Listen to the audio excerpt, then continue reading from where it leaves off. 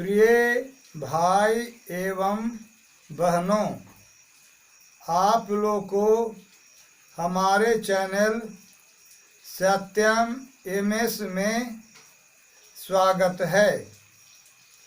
आप लोग हमारे चैनल में स्वागत हैं। आप लोग को आज हम ये बतलाने जा रहे हैं कि गंगा जी शिव जी की भी पत्नी हैं एवं शांतनु के भी पत्नी हैं। इसके बारे में जानकारी देने जा रहे हैं कि गंगा जी शिव जी की भी पत्नी हैं। अब बाद में शांतनु हस्तिनापुर नरेश शांतनु जी की भी पत्नी बनी हैं। इसके बारे में जानिए कि गंगा जी शिव जी की पत्नी कैसे हैं। शांतनु की पत्नी गंगा जी हैं, इसके बारे में महाभारत प्रमाण है। इसके बारे में तो सारा संसार जानता है कि गंगा जी हस्तिनापुर नरेश शांतनु जी की पत्नी हैं, जिनका पुत्र देवव्रत है, जिनका नाम बाद में भीष्म पितामह हो गया था, भीष्म हो गया था। अब ये जानिए कि गंगा जी शिव जी की पत्नी कैसे हैं। इसके बारे में आज हम आप लोग को बतलाने जा रहे हैं।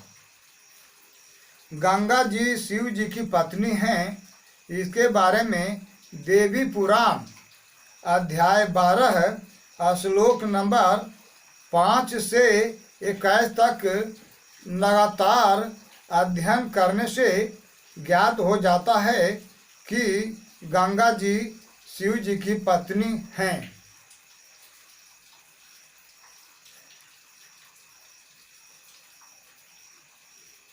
इस प्रकार लिखा हुआ है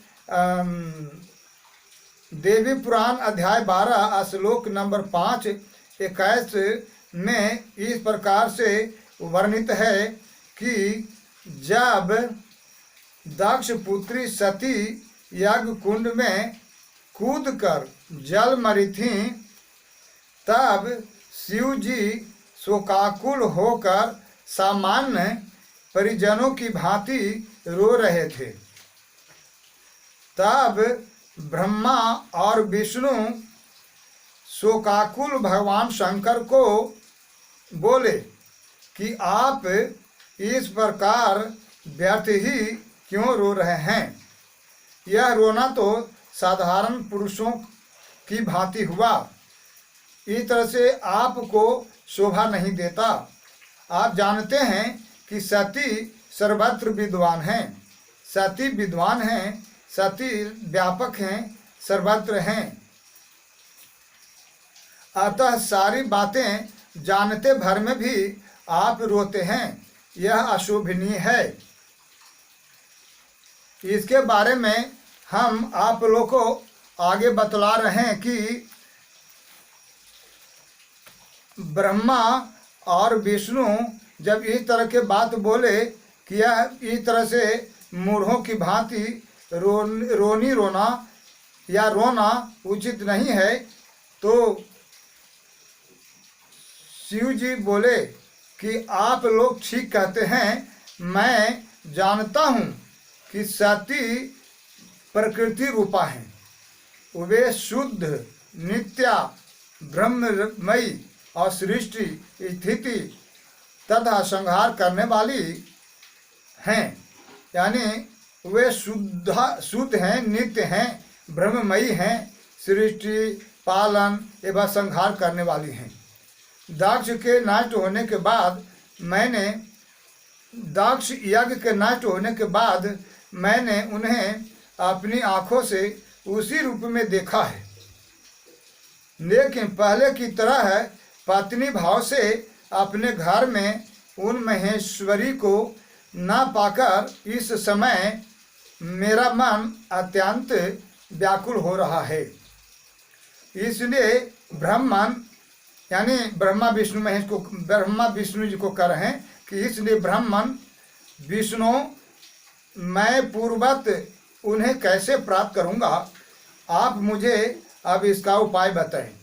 यानी जब सती जी जल मरी थी तो शिव जी शोकाकुल हो रहे थे, तो ब्रह्मा और विष्णु बोले कि आप समान प्राणियों की भांति नहीं रोएं, यह आपके लिए अशोभनीय है, अनुचित है।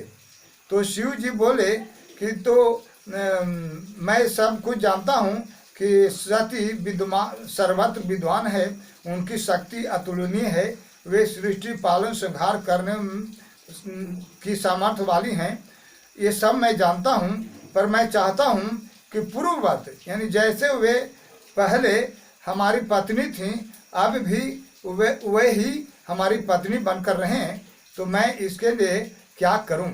इसके लिए ब्रह्मा और विष्णु जी से पूछे कि मैं अब क्या करूं? तो ब्रह्मा और विष्णु जी बोले कि देव, ब्रह्मा जी और विष्णु जी बोले कि हे देव, आप शांत चित्त होकर इस काम रूप पीठ में यानी कामाख्या, जहाँ की कामाख्या है यानी कामदेव का पीठ बंगाल क्षेत्र की ओर कहीं है, तो उस काम रूप पीठ में रहकर मन में महादेवी का ध्यान करते हुए समाहित चित्त से यानी एकाग्र चित्त करके तपस्या करें। यानी उस कामाख्या देवी के मूर्ति के पास रह करके आप भली भांति एकाग्र चित्त होकर के उनकी तपस्या में ध्यान में लगें। यह महापीठ है, यहाँ ही परमेश्वरी साक्षात विराजमान रहती हैं, अपने साधकों को फल प्रदान किया करती हैं, इसमें संशय नहीं है। जैसा कि इस तरह से ब्रह्मा और विष्णु जी शिव जी को कह रहे हैं, इस सिद्ध पीठ का महात्म कौन नहीं जानता है? आप तो परमेश्वर हैं, सर्वज्ञ हैं, सब कुछ जानते हैं। यानी ब्रह्मा विष्णु जी कह रहे हैं शिव जी को कि आप तो सब कुछ जानते ही हैं कि ये देवी कितनी शक्तिवान हैं, किस क्षमता वाली हैं, किस महिमा वाली हैं। हम लोग आपको क्या बताएं हे शिव जी, अब आप शांति चित्त हो जाएं और तपस्या में लीन हो जाएं। शिव जी बोले मैं अब यहीं रहकर स्थिर चित्त से उनकी तपस्या क्या करूँगा। श्री महादेव जी बोले इतना कहकर शिव जी ने काम रूप सिद्ध पीठ पर उन परमेश्वरी जगदम्बा का ध्यान करते हुए शांति चित्त एवं सब माही चित्त होकर तप में लग गए।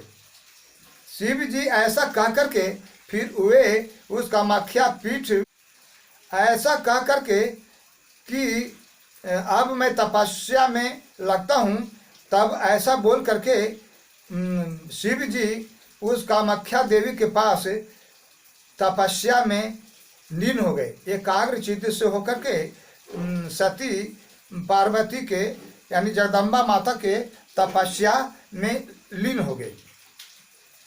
ब्रह्मा और विष्णु भी उस महापीठ में रह करके तपस्या में लग गए।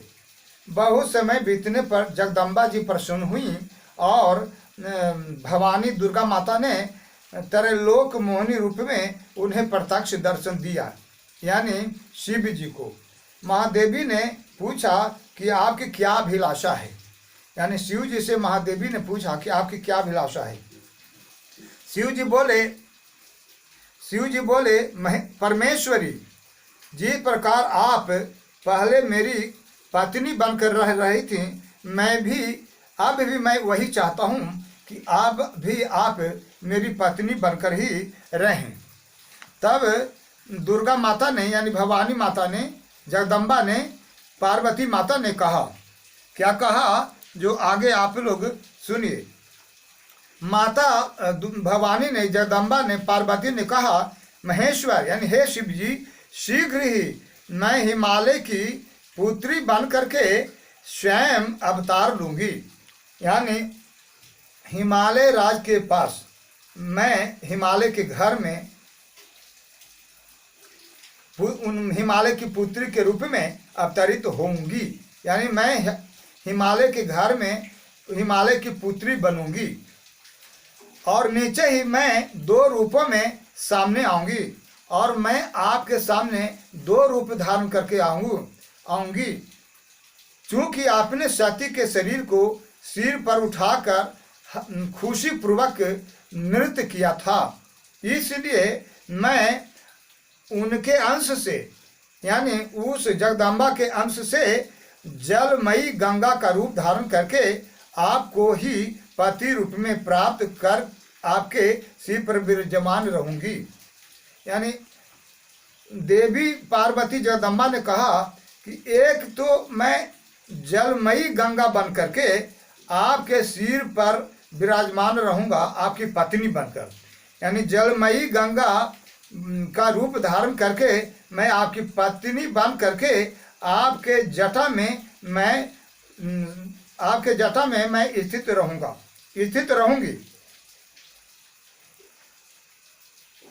मैं उनके अंश से यानी उस सती के अंश से जलमयी गंगा का रूप धारण करके, यानी वही सती यानी वही दुर्गा, वही भवानी, वही जगदम्बा गंगा बन करके बोली कि मैं गंगा बन करके आपको ही पति रूप में वरण करूंगी और आपके जटा में स्थित रहूंगी। ऐसा गंगा जी ने कहा कि मैं उनके अंश से जलमयी गंगा का रूप धारण करके आपको ही पति रूप में प्राप्त करके आपके सिर पर विराजमान रहूंगी। एक किसने कहा? जगदम्बा माता भवानी ने, कि एक रूप से मैं गंगा रूप धारण करके मैं आपकी पत्नी बन के आपकी ही जटा में विराजमान रहूंगी और दूसरे रूप में मैं पार्वती हो करके आपके घर में पत्नी के रूप में रहूंगी। यानी एक रूप गंगा के रूप रहेगा जो शिव जी को ही पति मान करके गंगा जी रहेंगी, यानी जगदम्बा माता गंगा के रूप में शिव जी को पति बना करके शिव जी के जटे में विराजमान रहेंगी और दूसरा पार्वती रूप बन करके उनकी अर्धांगिनी यानी पत्नी के रूप में रहेंगी। ये दुर्गा माता ने ऐसा कहा। तो इस वक्तव्य से सिद्ध होता है कि गंगा जी के पति शिव जी भी हैं, जबकि महाभारत ये सिद्ध करता है कि गंगा जी के पति हस्तिनापुर नरेश शांतनु भी हैं, जिनका पुत्र भीष्म जी हुए हैं। तो महादेव जी बोले तब उसके बाद ब्रह्मा और विष्णु को भी उनका अभिलषित वर प्रदान करके भगवती जगदम्बा स्वयं अंतर्धान हो गए और ब्रह्मा और विष्णु भी तपस्या किए हैं शिव जी के साथ साथ उसी कामाख्या पीठ में। तो उनको भी उनकी कामना के तहत वरदान दी दुर्गा माता ने, भगवती माता ने, जगदम्बा माता ने और अंतर्धान हो गई। इसके अनंतर महादेवी दुर्गा ने हिमालय के यहाँ मेनका के गर्भ में 2 रूपों में अवतार लिया। इसके अनंतर महादेवी दुर्गा ने हिमालय के यहाँ मेनका के गर्भ में 2 रूपों में अवतार लिया। यानी क्या क्या अवतार? गंगा और पार्वती। भगवती ने ज्येष्ठा रूप से गंगा और कनिष्ठा रूप से शुभ लक्षणों वाली पार्वती बनकर जन्म लिया। यानी मेनका हिमालय की पत्नी मेनका के गर्भ से गंगा के रूप में और पार्वती के रूप में यानी जुड़वा के रूप में जन्म लिए।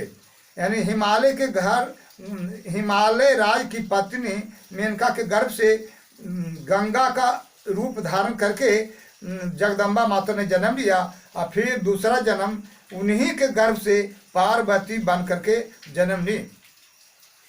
इस तरह से सिद्ध होता है कि दुर्गा माता गंगा और पार्वती दोनों हैं और दोनों शिव जी को ही पति वरण किए हैं, जैसा कि यह देवी पुराण के अध्याय 12 श्लोक नंबर श्लोक नंबर 18-21 में वर्णित है और साथ ही साथ 22 में भी और 23 में भी वर्णित है। यानी श्लोक नंबर 18 से 23 तक में ये वर्णित हो चुका कि गंगा के रूप में दुर्गा माता जी ही शिव जी को पार्वती मान करके उनके जटे में अवस्थित हैं और पार्वती के रूप में जब दुर्गा माता ही शिव जी के पत्नी बन करके अर्धांगिनी बन करके उनके घर में रह रही हैं। इस तरह से यह सिद्ध हो चुका कि गंगा जी भी शिव जी को पति बनाए हुए हैं, पति के रूप में स्वीकार किए हुए हैं और पत्नी बन करके उन्हीं की जटाओं में स्थित रहती हैं, विराजमान रहती हैं। तो इस तरह के ज्ञान प्राप्ति करने के लिए आप लोग हमारे चैनल सत्यम एमएस को सब्सक्राइब करें और ज्ञान प्राप्त करें कि वास्तव में गंगा जी भी शिव जी के ही पत्नी हैं और पार्वती जी भी शिव जी की पत्नी हैं। तो इसके बारे में हमारे चैनल के द्वारा ज्ञान प्राप्त करें।